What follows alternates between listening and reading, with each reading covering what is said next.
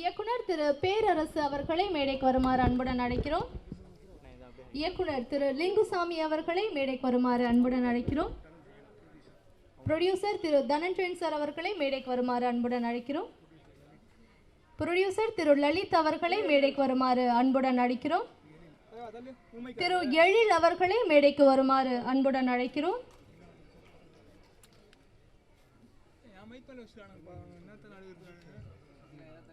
சம்மேளனத்தின் பொதுச் செயலாளர் திரு சுவாமிநாதன் சார் அவர்களை மேடைக்கு வருமாறு அன்புடன் அழைக்கிறோம். பொருளாளர் திரு செந்தில்குமார் சார் அவர்களை மேடைக்கு வருமாறு அன்புடன் அழைக்கிறோம்.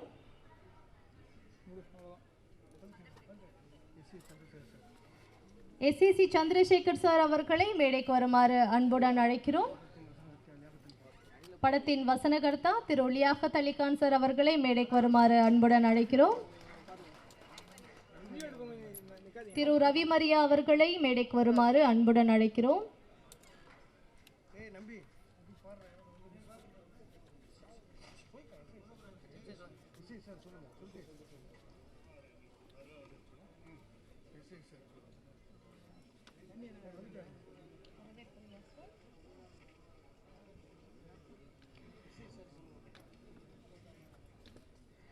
திரு SAC சார் அவர்களை மேடைக்கு வருமாறு பணிவன்புடன் அழைக்கிறோம். இந்த நிகழ்ச்சிக்கு சிறப்பு அழைப்பாளராக வருகை தந்திருக்கக்கூடிய விஜய் பிரபாகரன் அவர்களை வருக வருக என அன்போடு மேடைக்கு அழைக்கிறோம்.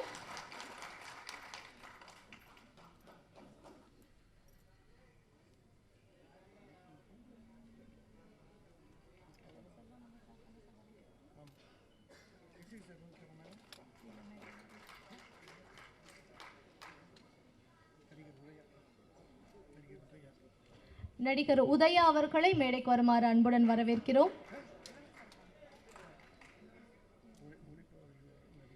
ஒளிப்பதிவாளர் நடிகர் திரு இளவரசு சார் அவர்களை மேடைக்கு வருமாறு அன்புடன் அழைக்கிறோம்.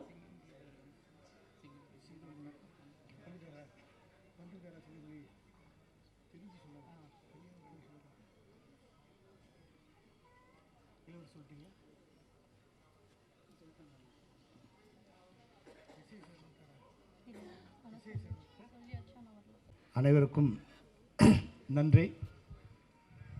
கேப்டன் பிரபாகரன் திரைப்படத்தை 35 வருடங்களுக்கு ஏறக்குறைய பிறகு ரீரிலீஸ் செய்வதற்கான இந்த விழாவிற்கு வருகை தந்துள்ள நண்பர்கள் அனைவரையும் வருக வருக வருக என வரவேற்கின்றேன். உண்மையாகவே ஒரு சந்தோஷமான ஒரு பரவசமான நிலை தான் இருக்குது. கேப்டன் பிரபாகரன் படத்தை ரிலீஸ் பண்ணும்போது எங்களுக்கு என்ன ஒரு சந்தோஷம் இருந்ததோ அதே சந்தோஷம், அதே வரவேற்பு உங்கள் எல்லாரையும் பார்க்கும்போது மேடையில் இருக்கிற எல்லாரும் எங்களுடைய நட்புக்கும் விஜயகாந்த் சார் மேலே வச்சுருக்க அன்புக்கும் இந்த நிகழ்ச்சிக்கு வருகை தந்திருக்காங்க. அவர்கள் எல்லாரையும் வருக வருக என வரவேற்கின்றேன்.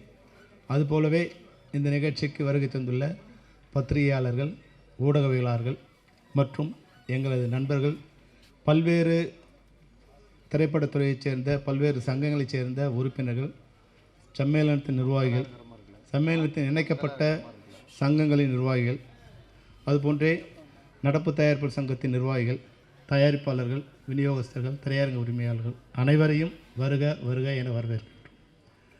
இந்த படம் ரிலீஸ் ஆகும்போது எங்களுக்கு என்ன ஒரு புல்லிங் இருந்ததோ அதுபோல் இந்த படம் இப்போ ரிலீஸ் ஆகும்போது கூட அதே படத்தை ரிலீஸ் பண்ண டிஸ்ட்ரிபியூட்டர்ஸ் 30 வருஷத்துக்கு பிறகு கூட நிறைய பேர் எனக்கு ஃபோன் பண்ணி எங்களை இந்த படத்தை யார் ரிலீஸ் பண்ணுறாங்க, நாங்களே ரிலீஸ் பண்ணுறோம் மறுபடியும் அப்படிங்கிற மாதிரி பல பேர் எங்களுக்கு ஃபோன் பண்ணி கேட்டாங்க. அதுபோல் திரையரங்கத்திலேருந்து சார் படம் ரிலீஸ் பண்ணும்போது நீங்கள் படத்தை ரிலீஸ் பண்ணோம், நீங்கள் வாங்கன்னு ஏறக்குறைய ஒரு 30-40 தேட்டர்லேருந்து எனக்கு ஃபோன் பண்ணாங்க, நீங்கள் படத்தை ரிலீஸ் பண்ணணும். அப்போது அந்த அளவுக்கு இந்த படத்தை மேலேயும் விஜயகாந்த் சார் மூலியம் தமிழகம் எங்கும் ஒரு அன்பு இருக்குங்கிறத நாங்கள் தெரிஞ்சுக்கிட்டோம். அதனால் விஜயகாந்த் சாரோட ரசிகர்களுக்கும் அதுபோன்ற விஜயகாந்த் சாரோட மகன் பிரபாகரன், என்னுடைய சகோதரன் விஜய பிரபாகரனுக்கும் என்னுடைய நன்றி. நீங்கள் வருகை தந்ததுக்கும் இங்கே எனக்கு ரொம்ப சந்தோஷம். என்னென்னா விஜய் பிரபாகரனும் அப்புவும் நான் படம் பண்ணும்போது சின்ன குழந்தைங்க 2 பேரும். இன்றைக்கி நான் படம் பண்ணும்போது தான் பிரபாகரன் பிறக்கிறார். நாங்கள் கிளைமேக்ஸ் ஷூட் எடுத்துகிட்டு இருக்கும்போது ஜனவரி 14 படத்தை ரிலீஸ் பண்ணணுன்னு பிளான் பண்ணி டே அண்ட் நைட் ஷூட் பண்ணிகிட்ருக்கோம். அங்கே டிசம்பர் 10ஆம் தேதி சாலக்குடியில் ஷூட்டிங் முடியுது. டிசம்பர் 12ஆம் தேதி மறுபடியும் ஒரு நாள் கேப் விட்டு சென்னையில் செட்டு போட்டு அதனுடைய அந்த கிளைமேக்ஸ் ஃபைட்டர் எடுத்துக்கிட்டு இருக்கோம். அப்போது விஜயகாந்த் சார் சொல்கிறாரு, செல்வமணி வந்து ஜனவரி 14 நம்ம படம் ரிலீஸு, டிசம்பர் 14 எனக்கு பையன் டேட் கொடுத்துருக்காங்கன்னு. ஆனால் நாங்கள் ஷூட்டிங் பண்ணிகிட்டு இருக்கும்போது டிசம்பர் 13ஆம் தேதி மிட் நைட் வந்து தகவல் வருது, அம்மாவுக்கு வந்து ரொம்ப பிரசவ வலி ஸ்டார்ட் ஆகிடுச்சு 13ஆம் தேதி நைட்டு. நான் சொன்னேன், சார் வந்து என்ன பண்ணலான்னு. இல்லை அவங்க போய் அட்மிட் பண்ணிட்டோம், நான் வந்து அப்புறம் போய்க்கிறேன்னாரு. நைட்டு வந்து 2 மணிக்கு வந்து தகவல் சொன்னாங்க. ஆனால் அவர் வந்து 5 மணிக்கு ஷூட்டிங் முடிச்சுட்டு தான் போய் ஷூட்டிங் அவங்க பையனை பார்த்துட்டு, பையன் வந்து நைட்டு தான் பிறந்தாங்க, 4 மணிக்கோ 4:30 மணிக்கோ நினைக்கிறேன். விடிய காலை போய் பார்த்துட்டு மறுபடியும் குளிச்சுட்டு மறுபடியும் 7 மணிக்கெலாம் ஷூட்டிங் வந்துட்டார். ஏன்னா படத்தை நாங்கள் ரிலீஸ் பண்ணுவோம், ஜனவரி 4க்கு ரிலீஸ் பண்ணோம். அந்த அன்னைக்கு படம் ரிலீஸுக்கு பிறந்த பிரபாகரன் ரீரிலீஸுக்கு வந்து இந்த படத்தை வந்து சிறப்பு விருந்தினராக வந்திருக்காருங்கிறது வந்து ரொம்ப ரொம்ப சந்தோஷமான விஷயம். அது மாதிரி வந்து அபுவும் வந்து எங்களுக்கு ஒரு சின்ன குழந்தை தான். வந்து அவங்க வந்து அப்போவே சொல்லுவார் ராவுத்தர், ரேய் அங்கிள் கூட போட, நீ வந்து அங்கிள் கூடவே இருக்கணும் அப்படின்னு வந்து சின்ன குழந்தைகிட்ட என் கூட அனுப்பிச்சிட்ருப்பார். ஆனால் அபு வந்து இன்றைக்கி இந்த படத்தோட ரீரிலீஸுக்கு தயாரிப்பாளராக இந்த மேடையில் வந்து உட்காந்துருக்காரு. அது மாதிரி பல்வேறு அம்மா கிரேஷன் சிவா சார் வந்து அப்போ எங்கள் படத்தோட தயாரிப்பாளர். இன்னொரு படம் இப்போ அவங்க தையல்காரர் ஷூட்டிங் நடந்துகிட்ருக்குன்னு நினைக்கிறேன். பார்த்திவன் படம் என்ன சார்? பார்த்திவன் படம் தாலாட்டு பாடவா படத்தோட ஷூட்டிங் நடந்துகிட்ருக்கு. எங்கள் கேப்டன் படத்தோட ஷூட்டிங் நடந்துகிட்ருக்கு. 40 வருஷம் கழிச்சும் நாங்கள் நண்பர்களாக இந்த மேடையில் உட்காந்துருக்கோம். பல்வேறு ஏற்ற இறக்கங்களை பார்த்துருக்கோம். இந்த மேடையில் இருக்கிற எல்லாருமே வந்து என்னோட ஏதோ ஒரு வகையில் நட்பாகவும் இல்லை வந்து சகோதரத்துவம் பழகியிருக்காங்க. உங்கள் அனைவருக்கும் என்னுடைய நன்றியை தெரிவிச்சுக்கிறேன் சார். ரொம்ப நன்றி. ஏன்னா விழா வந்து கொஞ்சம் இந்த இன்றைக்கி ரொம்ப டிராஃபிக், என்ன டிராஃபிக்னு தெரியல, எல்லாருமே உள்ளே வரதுக்கு கொஞ்சம் சிரமம் ஆயிடுச்சு. அதனால் கொஞ்சம் ஆரம்பிக்க லேட் ஆகிடுச்சு. அதனால் என்னுடைய உரையை சிறிதாக முடிச்சுக்கிறேன். நம்முடைய இந்த படத்தை பற்றி என்னுடைய நண்பர்கள் அதிகமாக பேசுவாங்க. ஏன்னா படம் நான் பேச வேண்டியதில்லை, படம் 30 வருஷம் கழிச்சும் பேசியிருக்கு. அந்த படத்தோட இயக்குனருங்கிற வகையில் எனக்கு எப்பவுமே வந்து சந்தோஷம்தான். அந்த சந்தோஷத்தோடு மற்றவர்களை பேச அழைக்கிறேன். நன்றி, வணக்கம். விருந்தினர்கள் வாழ்த்துறை வழங்க இருக்கிறார்கள். அதில் முதலாவதாக வர இருப்பவர் இயக்கிய சட்டம் ஒரு இருட்டறை என்ற திரைப்படத்தின் மூலம் வெளிச்சத்துக்கு வந்தவர் நமது கேப்டன் விஜயகாந்த் அவர்கள். அதன் பிறகு அந்த படத்தை பன்மொழிகளில் இயக்கி வெற்றி படமாக தந்துவிட்டு மீண்டும் தமிழில் திரைப்படத்தை இயக்க அந்த இயக்குனர் வரும்போது வாய்ப்பே சரியாக அமையவில்லை. அதனால் மதுரைக்கே கிளம்பி விடலாம் என்று கேப்டன் அவர்கள் முடிவு செய்தபோது மீண்டும் இவர் இயக்கத்தில் சாட்சி என்ற திரைப்படத்தில் கேப்டன் அவர்களை வைத்து இயக்கினார். அந்த படம் மிகப்பெரிய வெற்றி படமாக அமைந்தது. அதனால் கேப்டன் அவர்கள் தமிழ் சினிமாவில் கதாநாயகனாக நிலைத்து நிற்க அஸ்திவாரமாக அமைந்தது. இந்த இயக்குனரின் இயக்கத்தில் தான் கேப்டன் விஜயகாந்த் அவர்கள் அதிக படங்களில் நடித்தார். சுமார் 18 திரைப்படங்கள். அரசியலில் சமூகத்தில் ஏற்படும் அவலங்களை, அநீதிகளை எதிர்த்து நீதிக்காக மக்களுக்காக போராடும் புரட்சிகரமான கதாநாயகனாக நடித்து பெயரும் புகழும் பெற்றார். பின்னாளில் அரசியலுக்கு கேப்டன் விஜயகாந்த் அவர்கள் வருவதற்கு ஆரம்ப காலத்தில் இந்த திரைப்படங்கள் மிகவும் பேசப்பட்டது, உதவிகரமாக அமைந்தது. புரட்சி கலைஞர் என்ற பெயரும் அமைந்தது. அந்த இயக்குனரும் புரட்சி இயக்குனர் என்று அழைக்கப்பட்டார். போற்றுதலுக்குரிய சாதனையாளர், முன்னாள் தமிழ் திரைப்பட தயாரிப்பாளர்கள் சங்கத்தின் தலைவர், தமிழ்நாடு திரைப்பட இயக்குனர்கள் சங்கத்தின் தலைவர், இயக்குனர், தயாரிப்பாளர், நடிகர் திரு S.A. சந்திரசேகரன் அவர்களை வாழ்த்துரை வழங்க அன்போடு வரவேற்கிறோம். நடிகர் சிங்கம்புலி அவர்களை மேடைக்கு வருமாறு அன்புடன் அழைக்கிறோம்.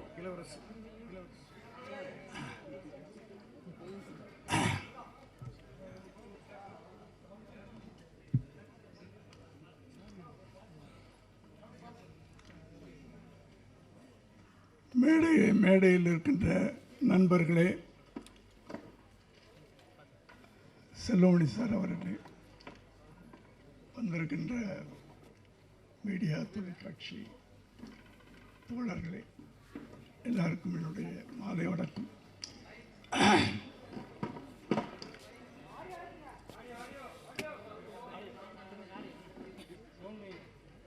கேட்குதா? அப்போ இல்லை, என் குரலே சாயந்தரம் ஆனால் அப்படி தான் ஆகிடும். கேப்டன் பிரபாகரன், அதாவது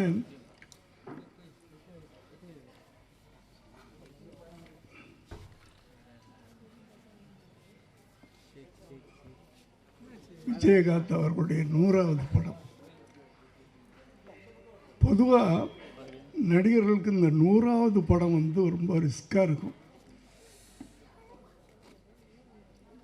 சிலருக்கு அமையாது சரியா. ஆனால்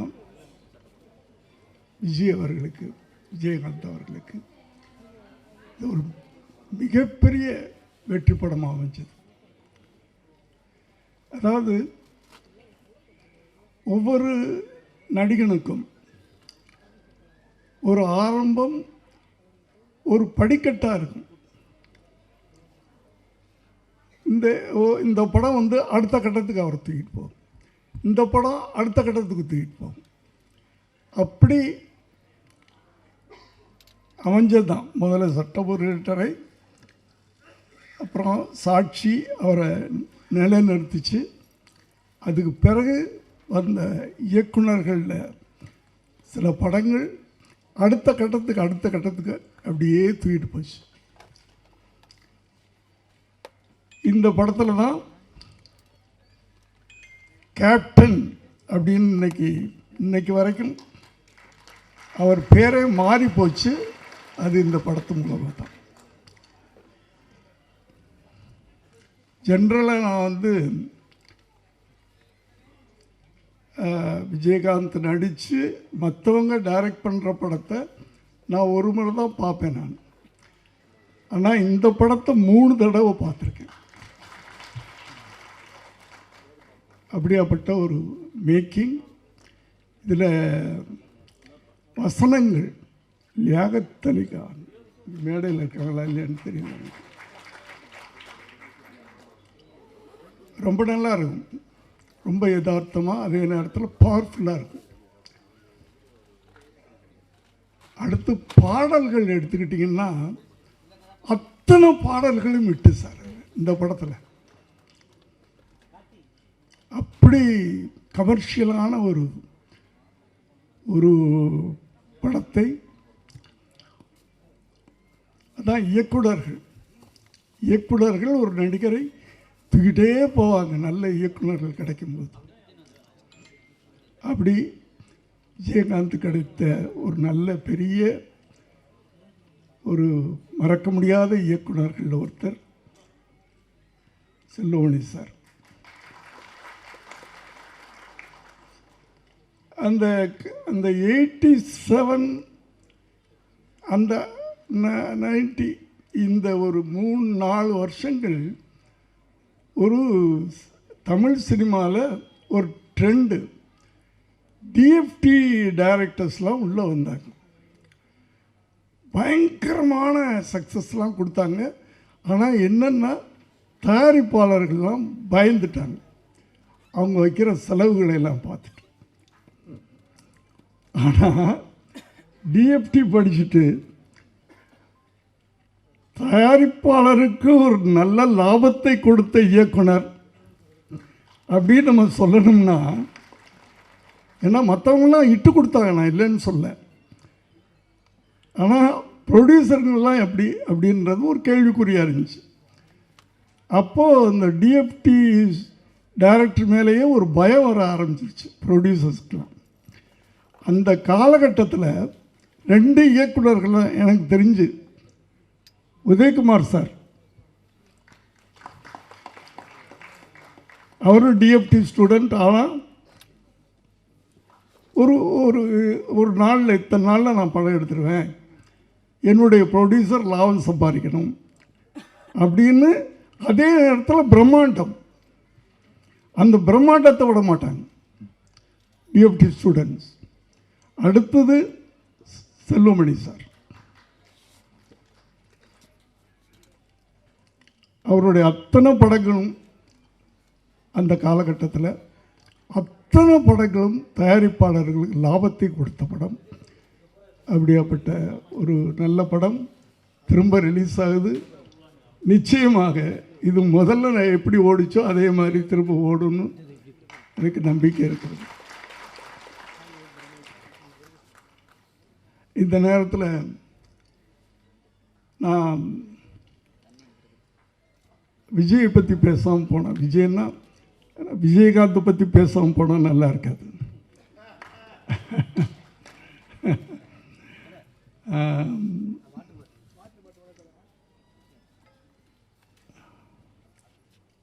ஏன்னா விஜயகாந்த் வந்து மற்ற இயக்குநர்களை எல்லாம் பேரை சொல்லி கூப்பிடுவார், என்ன மட்டும் டைரக்டர் சார் கூப்பிட்டார். அதாவது அது வந்து அந்த மரியாதை, நன்றி. அதாவது நன்றி நன்றி அப்படின்னா என்ன அர்த்தம் அப்படின்னா விஜயகாந்த்.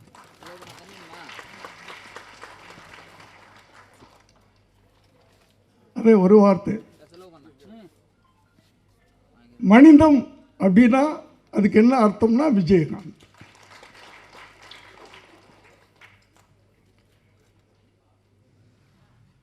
சட்டம் ஒரு இருட்டறையில் எப்படி என்கிட்ட நடந்துக்கிட்டாரோ அதே மாதிரி தான் அவங்க சொன்ன மாதிரி 18வது படம் பெரியண்ணா அதுலேயும் அப்படித்தான் நடந்துக்கிட்டார். இத்தனை வருஷம் கழித்து எவ்வளோ பெரிய வெற்றிகள்லாம் கொடுத்துட்டு பெரிய பெரிய படங்கள்லாம் பெரிய பெரிய இயக்குநர்கள்ட்ட எல்லாம் நடிச்சுட்டு திரும்ப நான் பண்ணுறேன் அந்த படம் பெரியண்ணா.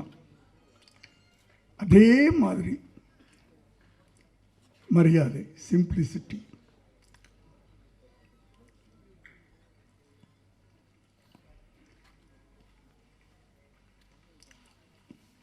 நன்றி அப்படின்றது வந்து சாதாரணமான நன்றி இல்லை சார். நான் வந்து பல மேடைகளில் சொன்ன ஒரு விஷயம் திருப்பி நான் சொல்லணும். எங்கே ஏன்னா என் வாழ்நாள் பூரா சொல்லிக்கிட்டு இருப்பேன் நான்.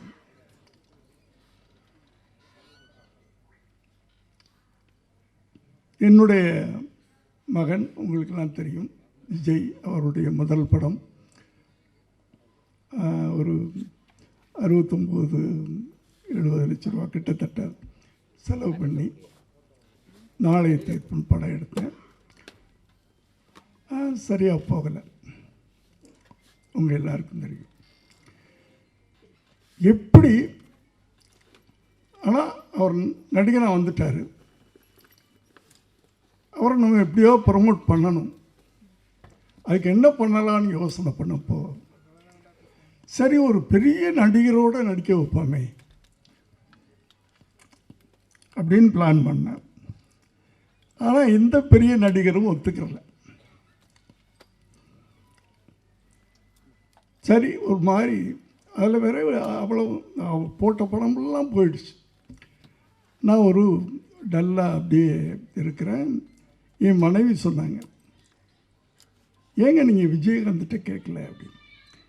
இல்லைம்மா அவர் கேட்டால் பண்ணிவிடுவார், ஆனால் எனக்கு என்னமோ டெலிகேட்டாக இருக்குது, இத்தனை படம் பண்ணிவிட்டு எப்படி போய் கேட்குறதுன்னு தெரியல அப்படின்னு சொன்னேன். இல்லை நீங்கள் ஃபோன் பண்ணுங்க அவர்கிட்ட கேளுங்க அப்படின்னா. நான் ஃபோன் பண்ணுறேன். எப்போவுமே இப்போ நான் பேசுகிறேன்னா உடனே அவர் எல்லா டைரக்டர்ஸையும் ஒரே மாதிரி தான் பிஹேவ் பண்ணுவார். எல்லாத்துட்டையும் பெரிய பெரிய டைரக்டர் சின்ன டைரக்டர்லாம் கிடையாது.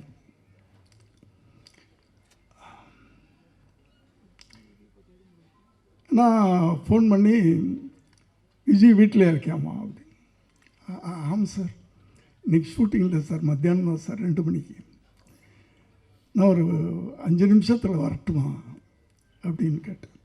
என்ன சார் விஷயம்? இல்லை ஒரு சின்ன உதவி, அதுக்காக நான் வர்றேன் அப்படின்னு சொன்னேன். வர்றேன்னு சொல்லிவிட்டு குளிக்க போயிட்டேன். குளிச்சுட்டு நான் வெளியே வர்றேன், என் பெட்ரூமில் உட்கார்ந்துருக்கார்.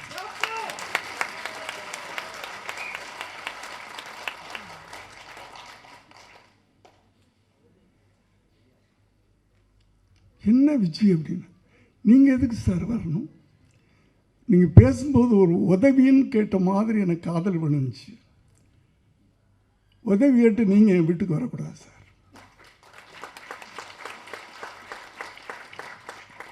இதுதான் மனிதம்ன்றது, ஹியூமனிட்டி. என்ன சார் பண்ணணும், என்ன வேணும் கேட்டேன். நான் எப்படி என் விஷயத்தில் சொன்னேன். தெரியுமில்ல விஜய், அந்த போன படம் அப்படி எடுத்தேன், இப்படி ஆயிடுச்சு. எனக்கு படத்தை பற்றியெல்லாம் எனக்கு பெருசாக இல்லை. விஜய் என்னுடைய அவனை நான் எப்படியாவது கொண்டாடணும், அவரை நான் எப்படியாவது கொண்டாடணும். அதுக்கு இப்படி ஒரு ஐடியா இருக்குது எனக்கு. நான் ஒரு சின்னதாக ஒரு லைன் மைண்டில் வச்சேன். அது உங்களோட விஜய் நடித்தான், உங்களுக்கு தம்பியாக, அதுவும் விஜயகாந்துடைய தம்பி அப்படின்ற ஒரு கதாபாத்திரத்தில் அவர் நடித்தார்னா, ஏன்னா அப்போ வந்து விஜயகாந்த் வந்து பட்டி தொட்டிலாம் உள்ளுக்குள்ளே போயிருக்க அந்த காலகட்டங்கள். இப்போ நான் சொல்லிக்கிட்டே இருக்கிறேன். இப்போ நீங்கள் நடித்து எப்போ பிளான் பண்ணுறீங்க? நான் சொல்லி முடிக்கலை. எப்போ பிளான் பண்ணுறீங்க சார்? அது உங்களை பொறுத்த. உங்களுக்கு நான் என்னைக்காவது வந்து நான் டேட் சொல்லியிருக்கலாம். 18 படத்துலையும் அவர் எனக்கு டேட் சொல்ல மாட்டார், நான் தான் டேட் சொல்லுவேன். அடுத்தது அவருக்கு படம் பண்ணணுன்னா முதல்ல ராவுத்தரை பாருங்கன்னு சொல்லுவார். ராவுத்தர்கிட்ட கதை சொல்லுங்கன்னு சொல்லுவார். எல்லாருக்கும் தெரியும். ராவுத்தருக்கு பிடிச்சா தான் இவர்கிட்ட அனுப்புவார். நான் எந்த படமும் ராவுத்தர்கிட்ட போனது கிடையாது. அவரை அனுப்ப மாட்டார். எப்போ சார் பண்ண போகிறீங்க, டேட் சொல்லுங்கள். அதே மாதிரி அன்னைக்கும் கேட்டார், நீங்கள் எப்போ பிளான் பண்ணுறீங்க? இல்லை இப்போ தான் நான் பிளான் பண்ணிகிட்ருக்கேன், எழுதிக்கிட்டு இருக்கேன். அடுத்த மாதம் இல்லைன்னா அடுத்த மாதம், அடுத்த மாதமா அதுக்கு அடுத்த மாதமா? அவர் கேள்வி. இல்லை அடுத்த மாதம். எப்போ இருந்து? நான் ராவுத்தர்கிட்ட கேட்கணும், அங்கே கேட்கணும், இங்கே கேட்கணும், டைரியை பார்க்கணும், அதெல்லாம் இல்லை. எப்போ பிளான் பண்ணுறீங்க, என்ன டேட்? செப்டம்பர் 1ஆம் தேதியிலேருந்து ஒரு 15 நாள் அப்படின்னு சொன்னேன். வச்சுக்கோங்க சார். என்ன உங்களுக்கு நீங்கள் ராவுத்தரை கேட்கணும், அது இது இல்லை சார், நீங்கள் வச்சுக்கோங்க. அவ்வளவுதான். எனக்கு அதாவது ஒரு மனிதன்கிட்ட மனிதம் இருக்கும், இந்த அளவுக்கு இருக்குமா?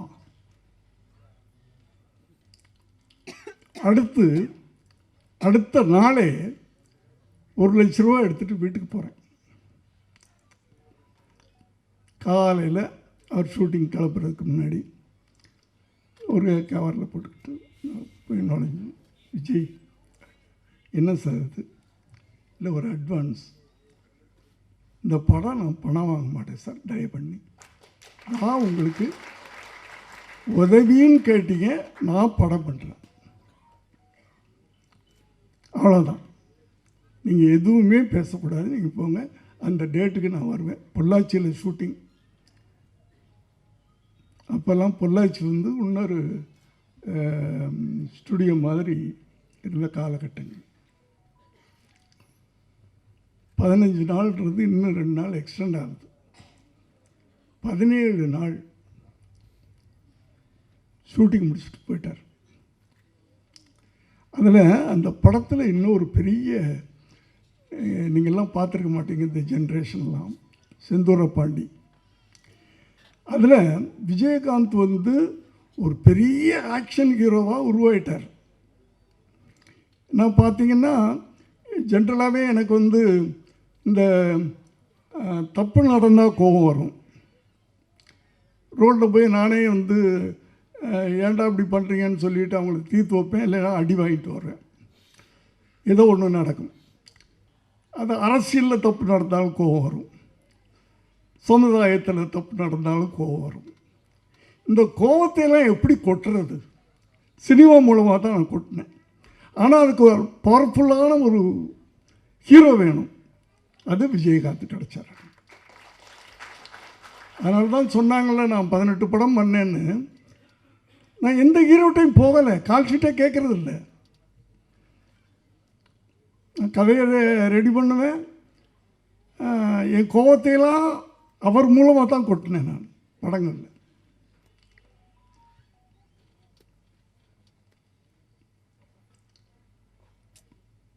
அப்படி நான் இப்படி அந்த செந்தூர பாண்டி படம் முடிஞ்சு டப்பு டப்பு டப்புன்னு வியாபாரம் ஆச்சு. எனக்கு ஒரு பெரிய லாபம் வந்துச்சு.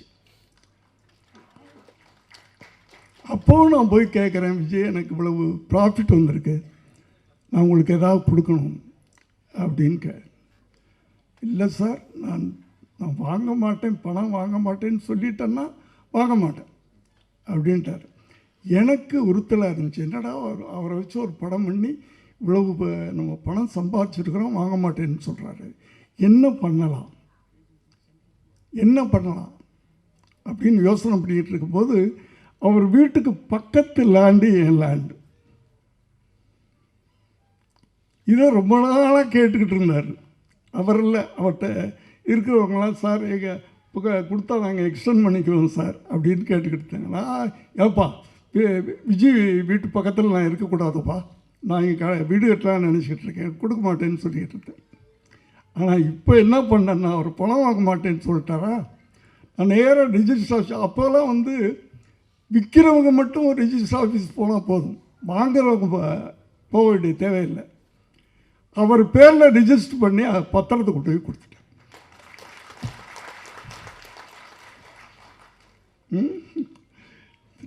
நேராக வீட்டுக்கு வந்தார் பாருங்க, ஷோபாட்ட என்னுடைய மனைவிட்ட, என்னம்மா என்னை கேவலப்படுத்திட்டார் அவர். சார் நான் உதவின்னு கேட்டால் நான் உதவி பண்ணுறேன், அதுக்கு போய் நான் பணம் வாங்கக்கூடாதுன்னு தான் நினச்சேன். நானும் சொன்னேன், பணம் கொடுக்கலையே, நான் பணமாக கொடுக்கலையே, அவனுக்கு பணம் கொடுத்தா தானே. இப்படி ஒரு அது நட்புலாம் கிடையாது எனக்கு. அவர் ஃப்ரெண்ட்ஸுன்னு சொல்லிக்க முடியாது, அதையும் தாண்டின ஒரு உறவு எங்களுக்கு. அவர் இருந்த வரைக்கும் அவர் மனசில் எனக்கு ஒரு தனி இடம் இருந்துச்சு சார், ஒரு தனி இடம். அப்படியாப்பட்டவரை நான்லாம் ஷூட்டிங்கில் எப்படி இருப்போம்னா, சொன்னாங்கல்ல யாரோ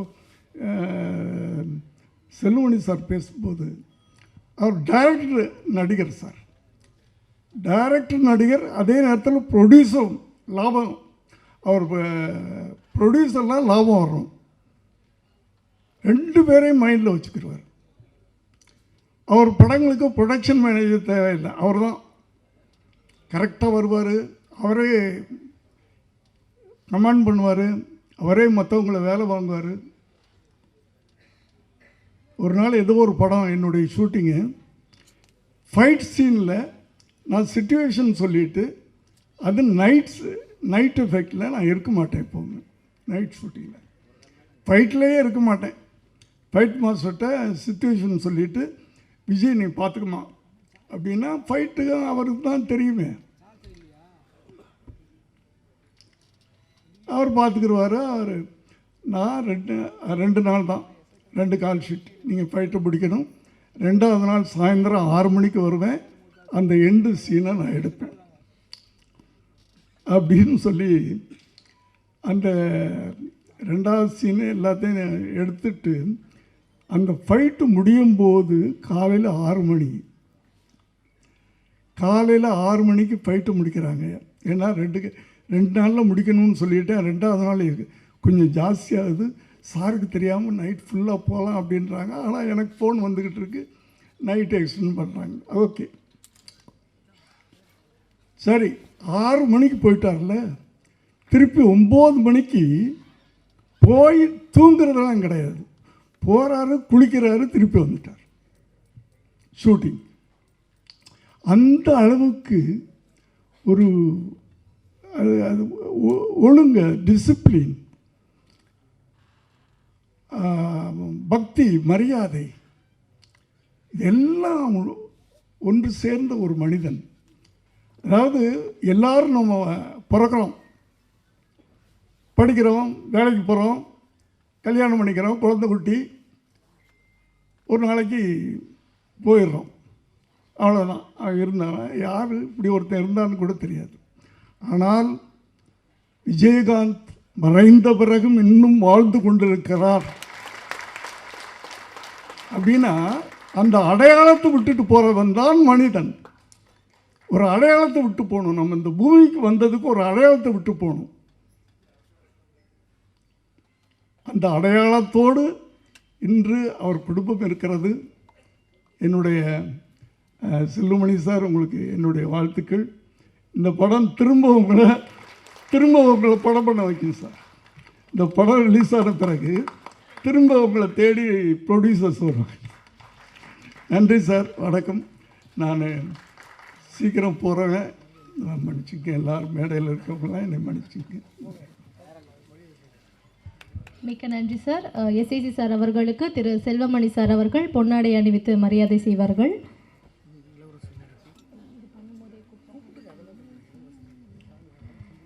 பெப்சி செயலாளர் திரு சுவாமிநாதன் சார் அவர்களை மேடைக்கு வருமாறு அழைக்கிறோம். பெப்சி பொருளாளர் திரு செந்தில்குமார் அவர்களை மேடைக்கு வருமாறு அழைக்கிறோம்.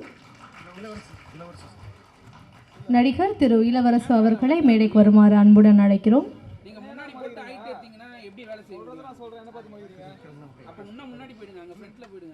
ஆதலாகட்டும் எல்லாவற்றையும் மெல்லிய உணர்வுகளால் மென்மையாக கதைகளை சொன்னவர் இவர். படங்களில் அனைத்து கேரக்டர்களும் தனக்கான இடத்தை தக்க வைத்துக் கொள்ள போராடுபவர்கள். அந்த சூழல்தான் படத்தில் வில்லன். தனியாக வில்லன் என்று யாரும் கிடையாது. தனது படங்களில் பாடல்கள், வசனங்கள், காமெடிகளுக்கு தியேட்டர்களில் கைத்தட்டல்கள் பெற்றவர் திரு முரளி அவர்கள், இளைய தளபதி திரு விஜய் அவர்கள், நவரச நாயகன் திரு கார்த்திக் அவர்கள், அல்டிமேட் ஸ்டார் திரு அஜித் அவர்கள், திரு சியான் விக்ரம் அவர்கள், சுப்ரீம் ஸ்டார் திரு சரத்குமார் அவர்கள், திரு சூர்யா அவர்கள் என பல ஸ்டார்களை வைத்து வெள்ளி விழா படங்களை தந்தவர். இளைய தளபதி திரு விஜய் அவர்களுக்கு முதலில் மிகப்பெரிய வெள்ளி விழா படமான பூவே உனக்கான படத்தை தந்தவர். விஜயகாந்த் அவர்களை வைத்து வானத்தை போல என்ற மிக அருமையான வெள்ளி விழா படத்தையும் மற்றும் மரியாதை என்ற வெற்றி படத்தையும் தந்தவர். தமிழ்நாடு திரைப்பட இயக்குநர்கள் சங்கத்திற்காக உழைத்தவர்களில் மிக முக்கியமானவர். இன்றும் உறுப்பினர்களுக்கு உதவி வருபவர். வானத்தை போல மனம் படைத்தவர். எழுத்தாளர், இயக்குனர், தமிழ்நாடு திரைப்பட இயக்குநர்கள் சங்க கௌரவ ஆலோசகர் திரு விக்ரமன் அவர்களை பேசுமாறு அன்புடன் அழைக்கிறோம்.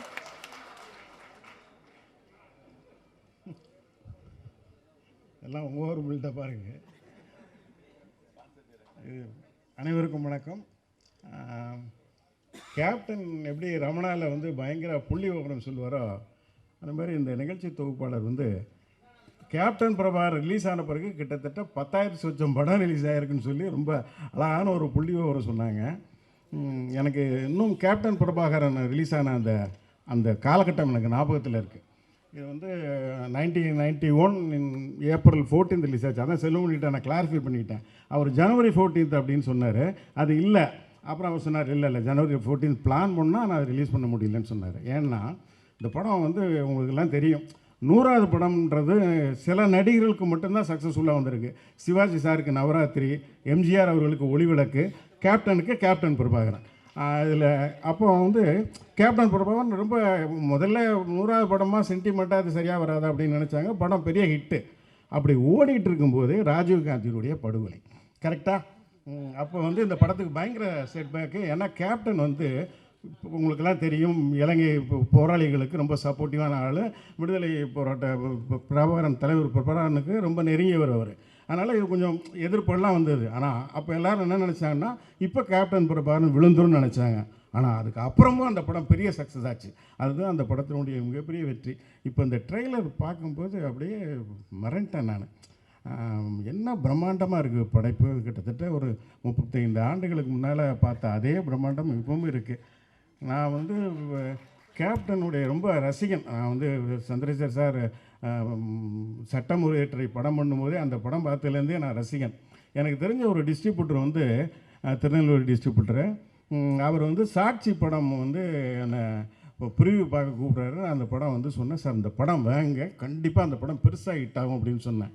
அவர் இல்லை இது இந்த ஹீரோக்கு கொஞ்சம் இப்போ மார்க்கெட் டல்லாக இருக்காங்க சார். இல்லை சார், அவர் ஜனங்களுக்கு ரொம்ப பிடிக்குது சார் அவரை, நீங்கள் வேணால் பாருங்கள் அந்த படம் பெரிய ஹிட் ஆகும்னு சொன்னேன். சொன்ன மாதிரியே அந்த படம் பெரிய ஹிட்டு. அதே மாதிரி கேப்டன் பிரபாகரனுக்கும் எனக்கு பெரிய எதிர்பார்ப்பு இருந்தது. அந்த படமும் பெரிய ஹிட்டு.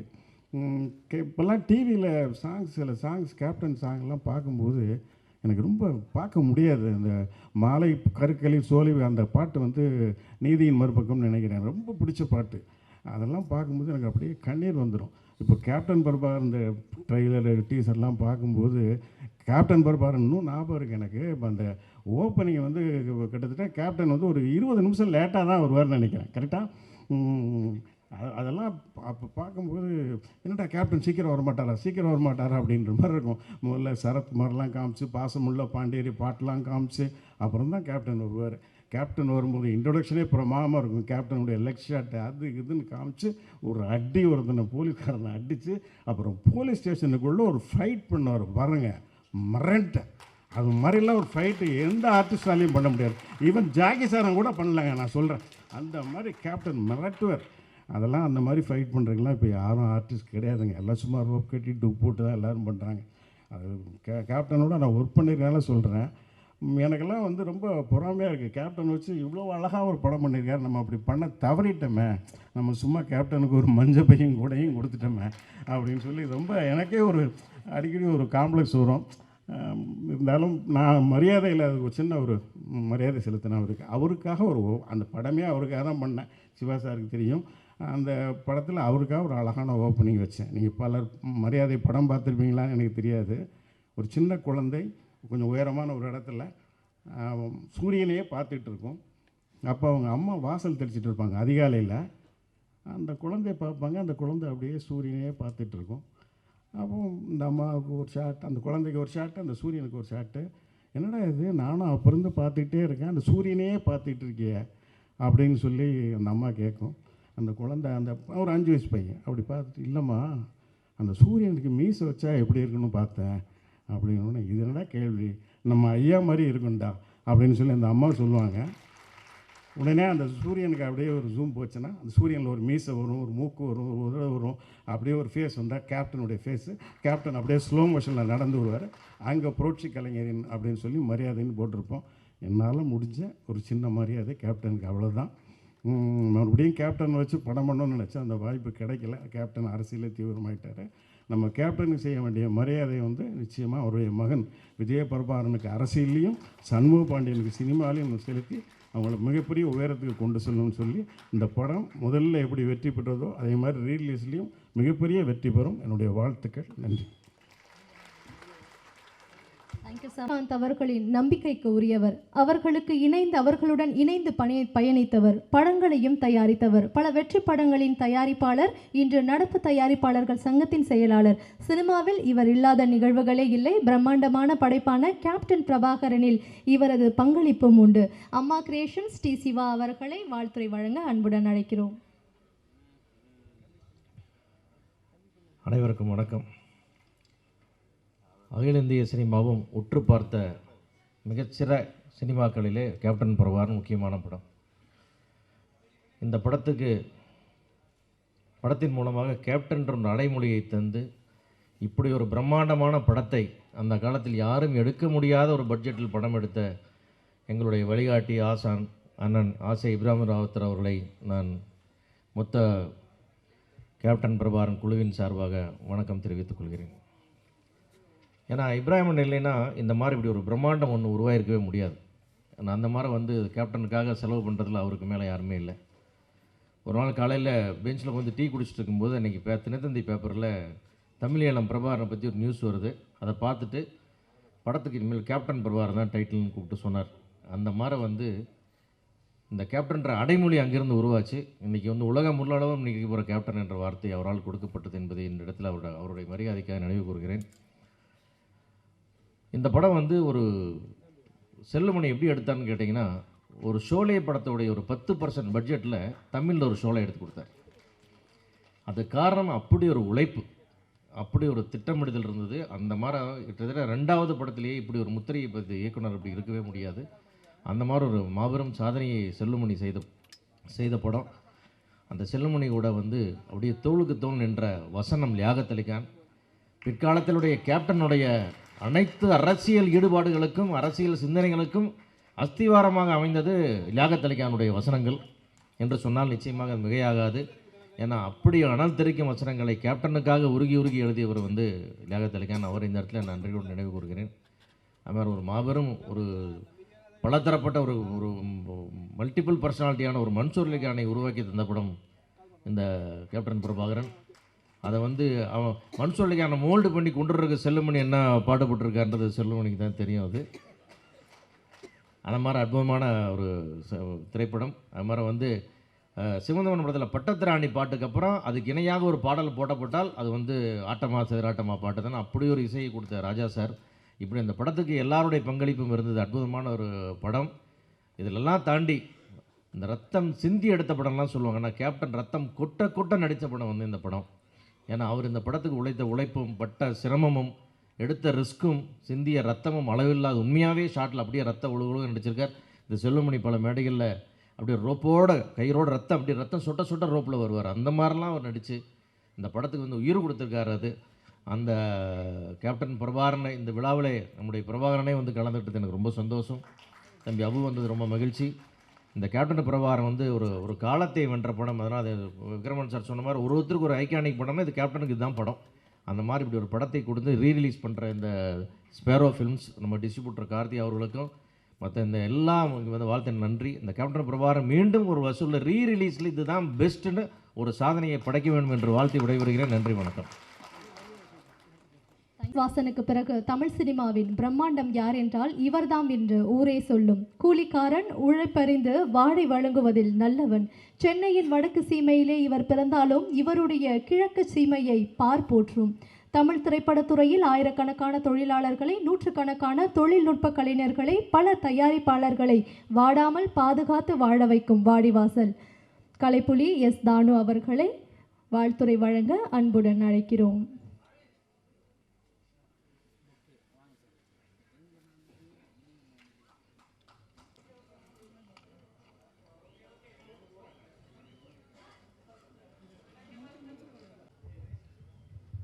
இன்ப நாள் இது, இனிய நாள் இது. என் நகமாலும் இயக்குனர், பெப்சியின் தலைவர், பாசத்துக்குரிய தம்பி செல்வமணி அவர்கள் உள்ளிட்ட மேடையில் வீட்டிற்கும் அனைத்து திரைச்சிற்பிகளே, விழாவில் பங்கு கொள்ள வந்திருக்கும் சகோதர நண்பர்களே, தொலைக்காட்சி தோழர்களே, ஊடக நண்பர்களே, விஜயகாந்த் ஈண்டெடுத்த செல்வன் பிரபாகரன் அவர்களே, உங்கள் அனைவருக்கும் என் பணிவான மாலை தமிழ் வணக்கத்தை நான் மகிழ்வோடு தெரிவித்துக் கொள்கின்றேன்.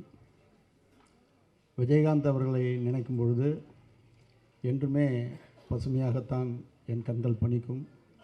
ஒரு மனித நேயத்துக்கு ஒரு உத்தரவாதம் என்றால் அது விஜயகாந்த் அவர்கள்தான்.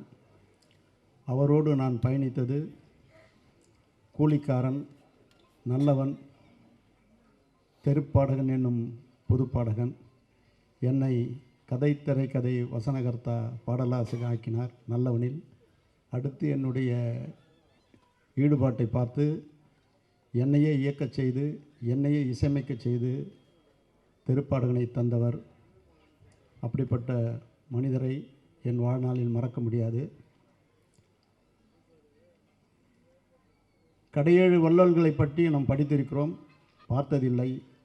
நாம் கண்முன்னே வாழ்ந்தவர், வாழ்ந்து வள்ளலாக, 8வது வள்ளலாக வாழ்ந்து காட்டியவர். 24 மணி நேரமும் ராஜாபாத தெருவில் அன்னமிட்டு கொண்டே இருப்பார்கள். அப்படி அன்னமிட்ட கை அவரது. அவருடைய காலம் திரையுலகின் பொற்காலம். செல்லுமணி அவர்களை நினைக்கும் பொழுது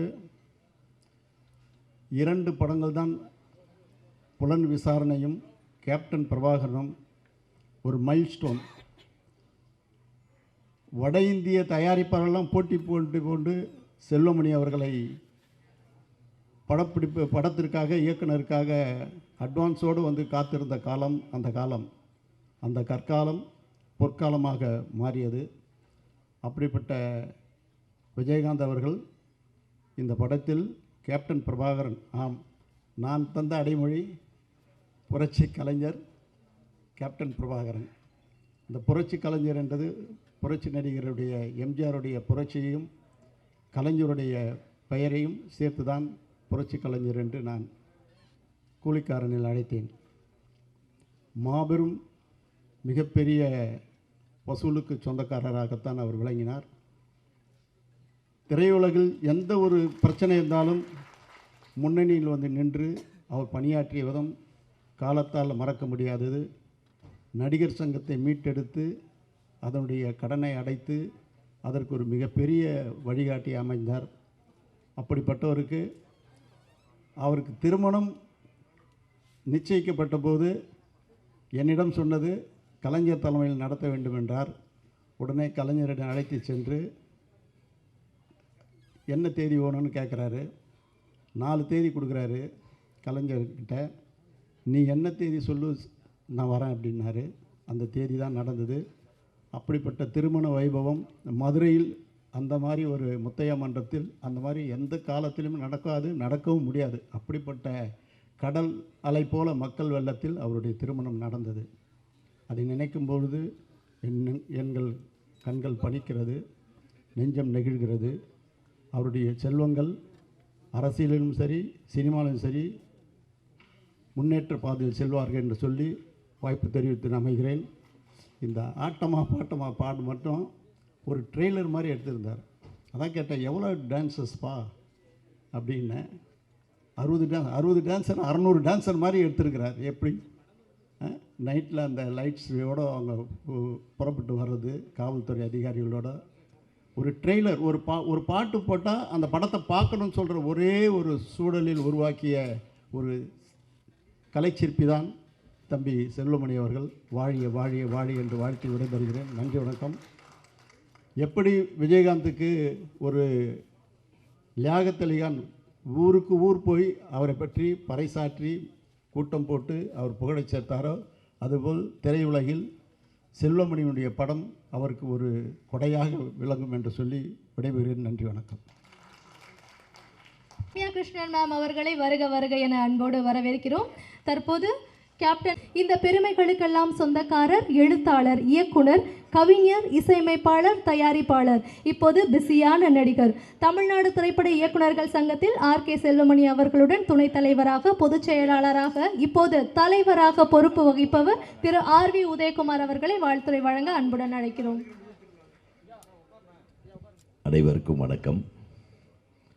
ஒரு அற்புதமான மேடை. 35 ஆண்டுகளுக்கு முன்னால் சினிமா எப்படி இருந்ததோ இன்றைக்கி அப்படி இருக்குது இந்த இடம், இந்த மேடை. இப்படி இனிமேல் ஆரம்பிக்கணுன்றது எங்களுடைய ஆசை.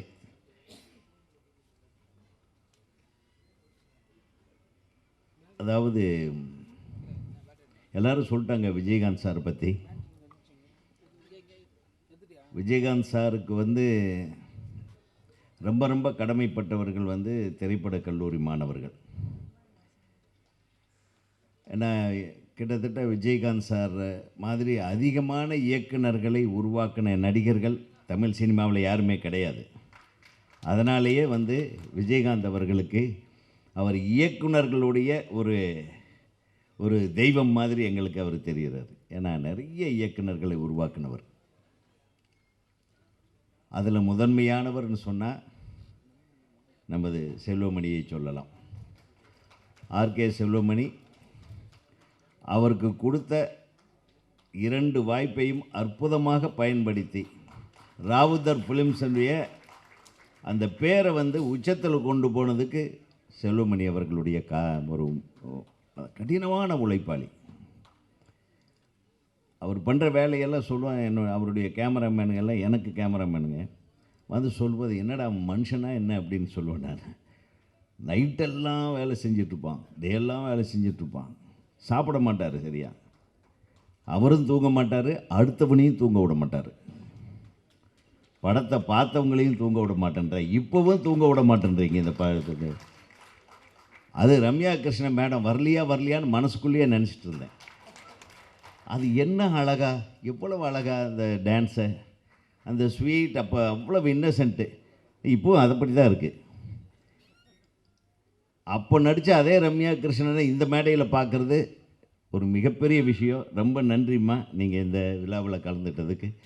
தமிழ்நாடு திரைப்பட இயக்குனர்கள் சங்கத்தின் சார்பாக இந்த மாபெரும் வெற்றி காவியத்தை, அதாவது நடிகர்களுக்கு நிறைய படங்கள் அமையும். ஆனால் இந்த படம் வந்து திரு விஜயகாந்த் அவர்களுக்கு பின்னால் ஒட்டி கொண்டிருக்கின்ற இந்த கேப்டன் என்ற ஒரு மிகப்பெரிய முத்திரையை கொண்டு வந்து சேர்த்தது இந்த சினிமா.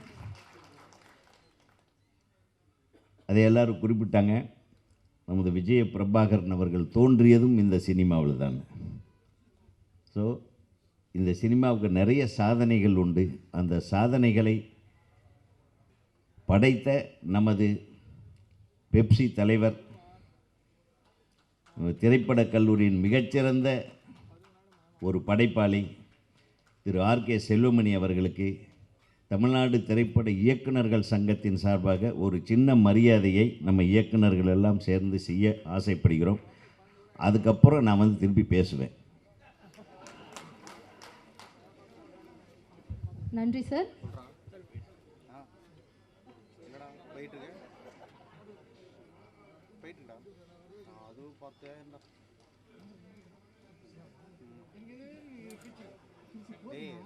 வேலைக்கு வந்துருக்கேன்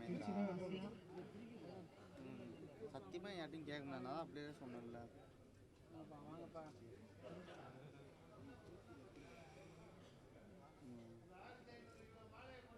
அவன்லாம் பேசணும்னா அவன்லாம் என்னை கொண்டு போய் ஸ்டேஷன் வச்சுருவாங்க.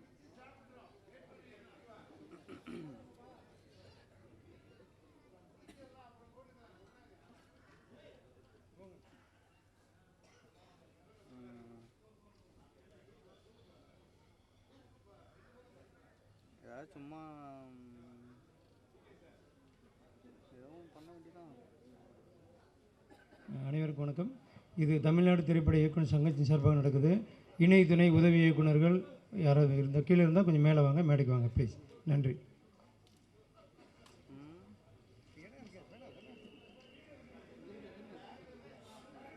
நான் பண்ணுறதுன்னா எனக்கே சத்தியமாக தரல. நான் இருக்கேன் அவங்க சரி போட்டு உண்டாயிரம்.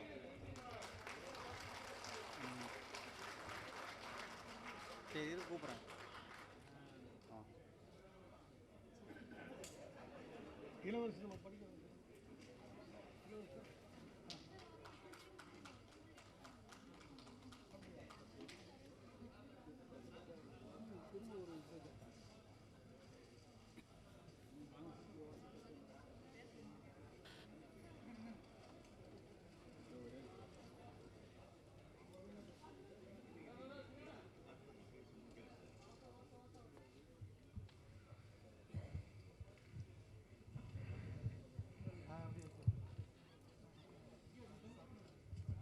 அப்போது இந்த படம் ரிலீஸ் ஆகிறதுக்கு முன்னாடி மிக பரபரப்பான ஒரு விஷயம் என்னென்னா, எனக்கு தெரிய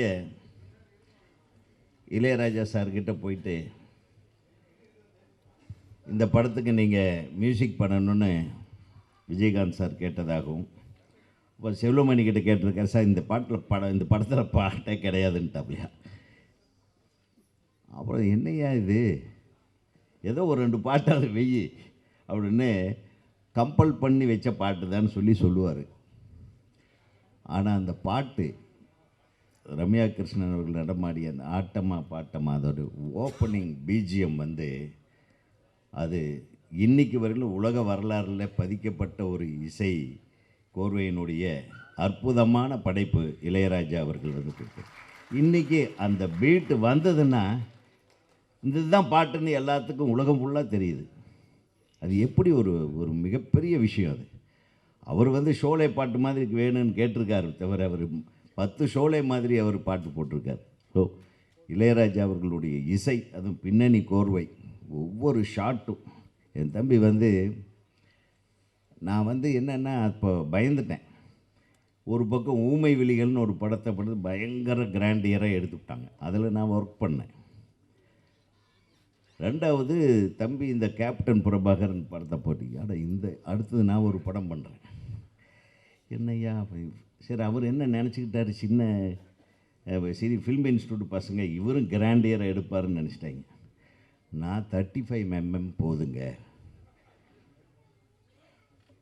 என்னையா இந்த படம் 35mmன்றான் ராவுதர், இன்னும் உதவி இப்படி பண்ணுறான் அப்படின்னா, விட்ற அவன் ஏதோ பண்ணிட்டு அவன் கிழக்கு வாசல் நல்ல படம் கொடுத்துருக்கான், ஆனால் எப்படியும் ஒரு நல்ல கதை பண்ணிடும்.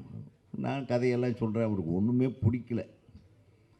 கேப்டனுக்கு இவங்க 2 பேரும் கெடுத்து வச்சுட்டாங்க, இந்த ஆபாவானன்னு ஆர்கேஎஸும். இவங்க தான் எனக்கு எதிரிங்க மெயினாங்க. ஏன்னா நான் இவங்களை மீறி ஒரு படத்தை எப்படி பண்ணுறது? நம்மளுக்கு இந்த மாதிரி கிராண்டியர், இந்த நைட்டு டே அண்ட் நைட்டெல்லாம் கஷ்டப்படுறது இதெல்லாம் சரிப்பட்டு வராது. டெய்லி காலையில் 7 மணிக்கு போய் அழகாக ஷூட்டிங் 6 மணிக்கு பேக்கப் பண்ணிவிட்டு வந்துடணும். அந்த மாதிரி ஒரு கதையை எடுத்து எமோஷனல் கிராண்டியர். இதில் இவங்க பண்ணாது எல்லாம் நம்ம எப்படி நம்ம கேப்டனுக்கு பண்ணணும், விஜயகாந்த் சாருக்கு அப்படின்னு யோசனை பண்ணதனுடைய விளைவு தான் அந்த வானத்தை போல மனம் படைச்ச மன்னவன். கலங்கும்போது சேரு, அது தெளியும் போது நீர். இன்றைக்கும் இந்த மனுஷனை தவிர வேறு யாருக்குமே இந்த வரிகள் பொருந்தாது. ஐயாவோட மானம் அந்த கவரிமான மீறும், அந்த கவரிமானு பரம்பரைக்கே உன்னால தான் பேருன்னு எழுதணும். அது ஆத்மார்த்தமாக விஜயகாந்த் அவர்களை பற்றி புரிந்தவர்களுக்கு அந்த உள்ளத்திலிருந்து வரக்கூடிய அந்த விஷயங்கள். அது எத்தனை பேர்த்துக்கு சாப்பாடு போட்டிருப்பார்.